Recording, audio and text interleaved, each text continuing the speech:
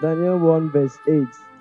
But Daniel purposed in his heart that he would not defile himself with the portion of the king's delicacies, nor with the wine which he drank. Therefore he requested of the chief of the eunuchs that he might not defile himself. Thus the steward took away their portion of delicacies and the wine that they were to drink, and gave them vegetables. As for these poor young men, God gave them knowledge and skill in all literature and wisdom, and Daniel had understanding in all visions and dreams. He had understanding in all visions and dreams. He could break down things. And in all matters of wisdom and understanding, about which the king examined them, he found them 10 times better than all the magicians and astrologers who were in all his realm. 10 times better than all of them. He was outstanding. He was outstanding. It was clear. It was obvious. Okay, now you're looking at chapter 5, verse 11. There is a man in your kingdom in whom is the spirit of the holy God. In whom is what? What was the thing that made that stand out? Money. The money he threw at things, making things very fine. Call it excellent spirit. You go to Italy and buy clothes and wear and call it, I have an excellent spirit. That money ought to have been given to poor people to eat with. You're wasting money. Call it excellent spirit. The days of your father, light and understanding and wisdom, like the wisdom of the gods, were found Light in and him. understanding and wisdom. The guy had light.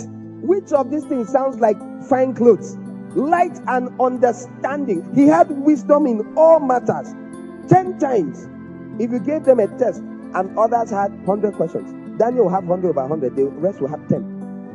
And Shadrach, Meshach, and Abednego too. But Daniel specifically had understanding in all visions and dreams. You tell Daniel a dream. You tell Daniel, I saw this. Daniel says, sorry, give me some time. I'll talk to you later about it. Maybe tomorrow. And by the time he shows up, he tells you the tree is you, O king. And the stump is that your time, remember. And this, and that, and this, and that, and that, and that, and that. He breaks it down for you and he walks away. That he had light. He had understanding. He had wisdom. He could tell you what to do. That's what Daniel had. This was what was on him. And King Nebuchadnezzar your father the king, made him chief of the magicians, astrologers, Chaldeans, and soothsayers, inasmuch as an excellent spirit, knowledge, understanding. Did you hear excellent spirit? Did you hear where we got it from? This is what's in the Bible. An excellent spirit, and we have defined what it is. Inasmuch as an excellent spirit, knowledge, understanding, interpreting dreams, solving riddles, and explaining enigmas were found in this Daniel, whom the king named Belshazzar. Now let Daniel be called, and he will give the interpretation.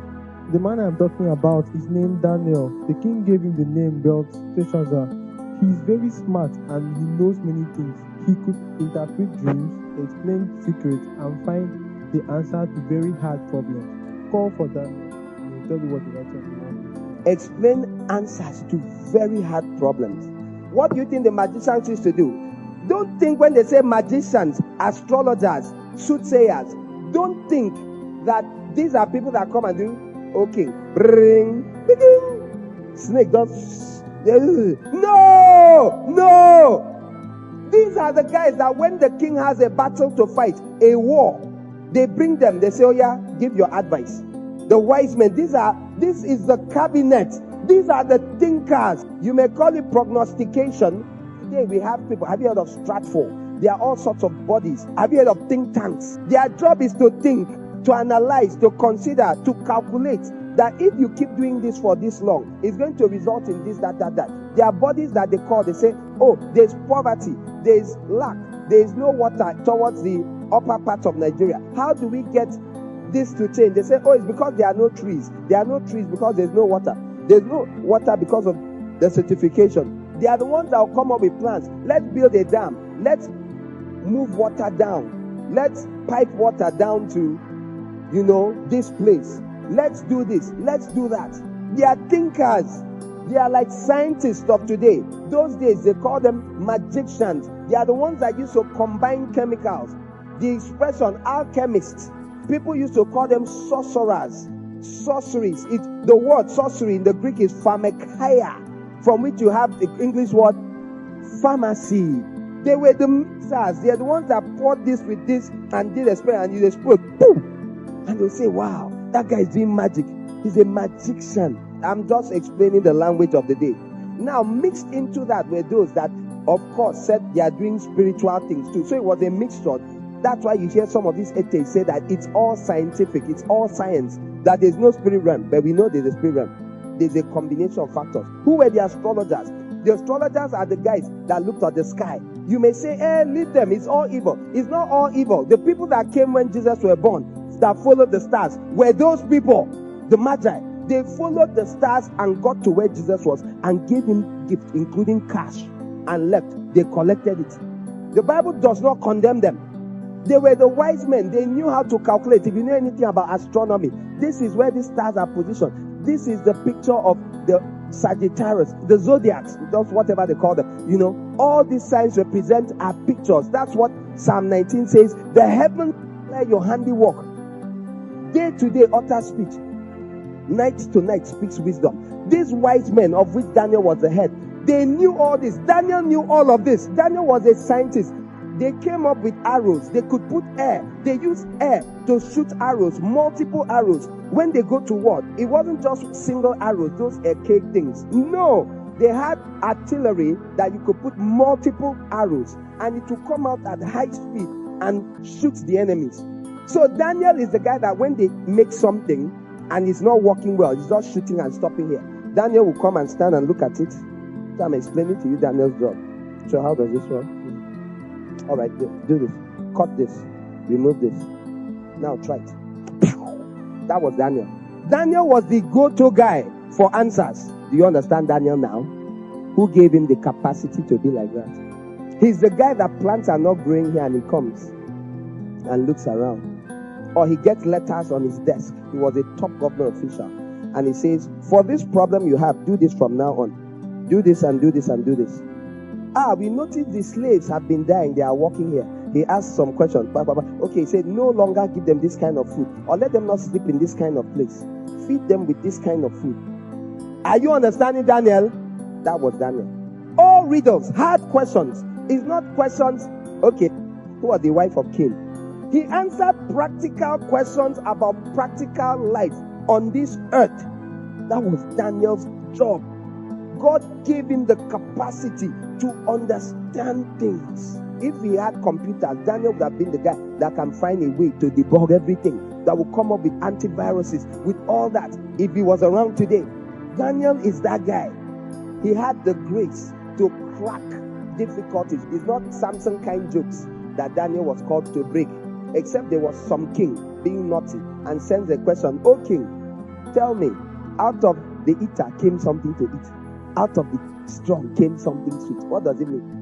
If one king was having fun and sent that question, and he may say, if you can answer, I'll give you back your cities I won. If you can't answer, give me back 20 cities which you don't want. Rather than our fighting. They used to do things like that. Wagers and all that.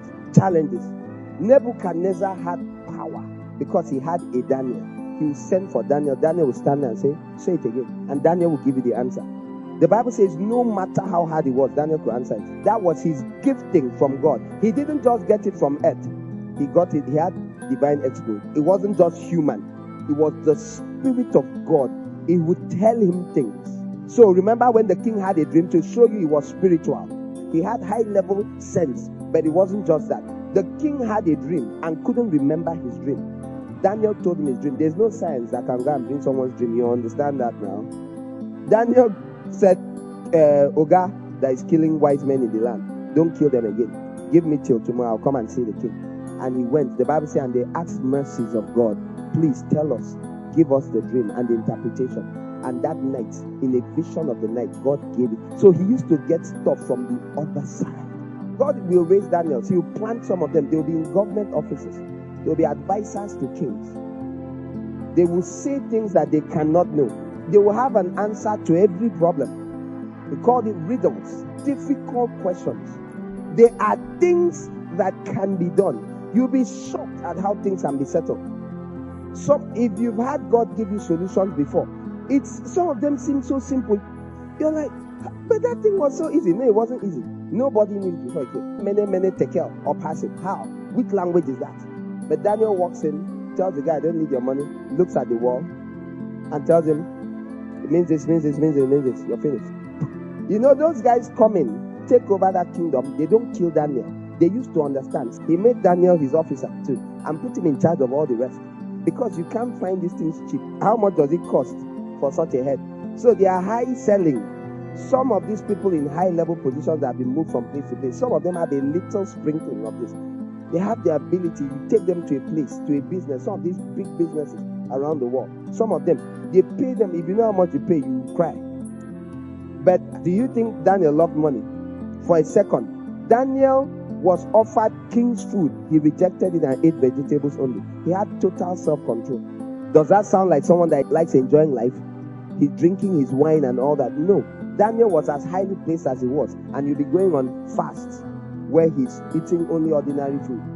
Maybe bread and milk and cheese. He wouldn't drink wine. He wouldn't enjoy life, rich meats. He kept himself. He would seek God. So he didn't allow wealth have any impact on how he lived his life.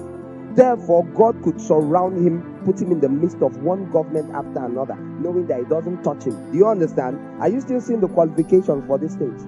You don't defile yourself. You get free from your deception. You get free of all those things. You want to qualify. And this message is for those that are called to walk in finances, in governmental authority, and because they exist. From the kingdom, you're called and prepared for such a thing. Make sure if it's business, you're faithful to a fault. If it's the Daniel thing, you're consecrated to a fault. To God, when that same government tells you do something bad, you say, I'd rather die. I'm going to feed you to the lions. Feed me to the lions. There's a price to pay. There are people that would have had the same grace of Daniel, but they can't. They couldn't endure being different.